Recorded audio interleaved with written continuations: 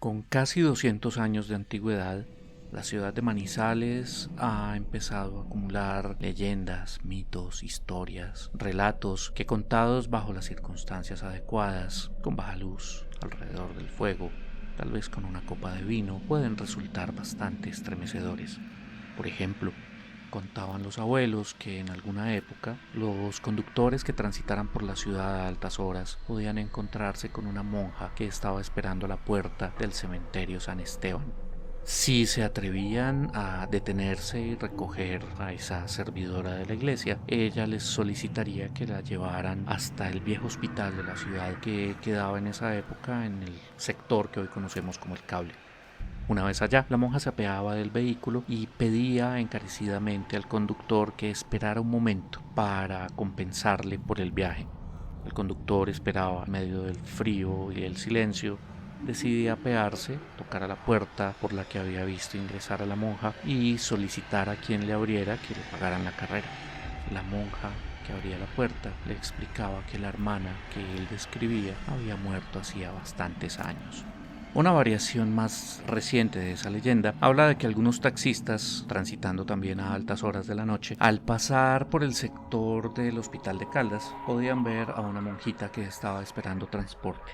Si la recogían, la hermana iba a solicitar que la llevaran hasta el cementerio de la Esperanza, que queda en las afueras de la ciudad, cerca al barrio La Enea. Y al llegar y volverse para decirle a la hermana que habían llegado y cobrarle la carrera, se podía encontrar con que no había nadie más en el vehículo. Otros taxistas e incluso conductores particulares reportaron en algunas ocasiones que habían visto a una mujer joven vestida con un traje de fiesta caminando por la carretera panamericana, sobre todo en el sector que sirve de comunicación entre el vecino municipio de Villa María y la ciudad de Manizales.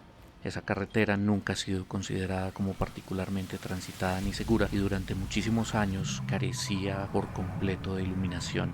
Era una presencia extraña la de una mujer joven y bonita a esas horas y vestida así que mucha gente simplemente paraba el vehículo, la invitaba a subir y le preguntaba a dónde iba. La mujer no se hacía de rogar y una vez dentro del vehículo solicitaba que le prestaran algo para cubrirse contra el frío que en Manizales después de medianoche puede morder. El conductor se despojaba de su propia chaqueta y se la prestaba a la muchacha. Al terminar el recorrido y llevarla hasta la dirección que ella había solicitado, la chica simplemente se apeaba del vehículo, entraba por una puerta de una casa vieja y se perdía. Solo minutos después, cuando el conductor ya estaba lejos del sitio, caía en cuenta de que la chica se había quedado con su chaqueta. Alguien en alguna ocasión contó que al día siguiente acudió a esa misma dirección para ver si podía recuperar su chaqueta. La señora que abrió la puerta se conmovió mucho con la historia y, muy alterada, le pidió al hombre que la acompañara. Caminaron un par de cuadras hasta el cementerio cercano, el cementerio San Esteban, y a poca distancia de la entrada la señora le indicó una tumba adornada con una enorme cruz de mármol. En uno de los brazos de la cruz estaba colgada la chaqueta. Y sin duda, una de las leyendas de Manizales más conocidas, sobre todo en años recientes, gracias a la viralización de las redes sociales, es la que se conoce como la de los niños de los dulces. Cuenta la leyenda que a mediados del siglo anterior, en el sector que hoy se conoce como Cerro de Oro, había un orfanato. Por circunstancias que los historiadores aún no pueden esclarecer, el orfanato aparentemente se incendió o fue destruido en un terremoto. Los niños que estaban albergados allí perecieron de una manera trágica y dolorosa. Los habitantes del sector o gente que transita por la zona han reportado que a veces se sienten voces infantiles, gritos, juegos, risas. En el sector hay varias fincas residenciales y uno de los habitantes de una de esas casas reporta que en alguna ocasión, cuando el volcán Nevado del Ruiz estaba emitiendo bastante ceniza, cosa que no es inusual, notó al salir en la mañana sobre la capa de ceniza que se había acumulado en el porche de la casa, había huellas, varias huellas, muchas huellas muy pequeñas de niños. Nunca se explicó por qué estaban allí. Lo que más se cuenta de la leyenda de los niños de los dulces tiene que ver precisamente con golosinas. Varias personas, sobre todo jóvenes, han emprendido la aventura con la idea de vivir una experiencia, entre comillas, paranormal.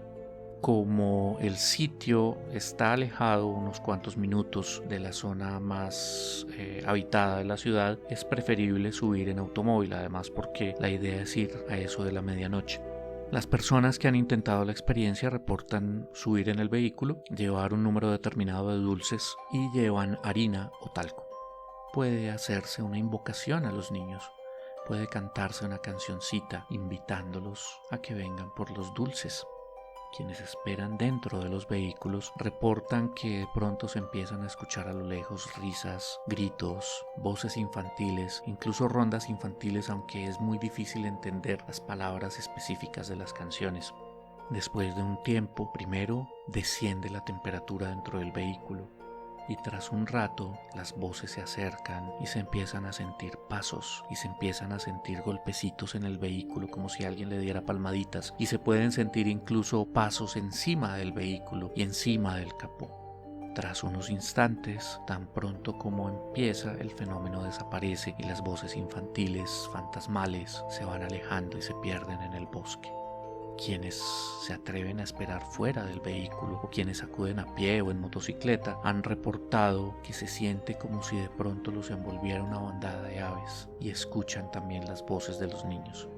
La mayoría de los reportes indican que cuando termina la experiencia, algunos, si no todos los dulces, habrán desaparecido. Algunos incluso dicen que han encontrado las envolturas vacías y muchos de los reportes dicen que en la harina o el talco que se regó sobre el capó pueden verse huellas pequeñas, huellas de manos de niños.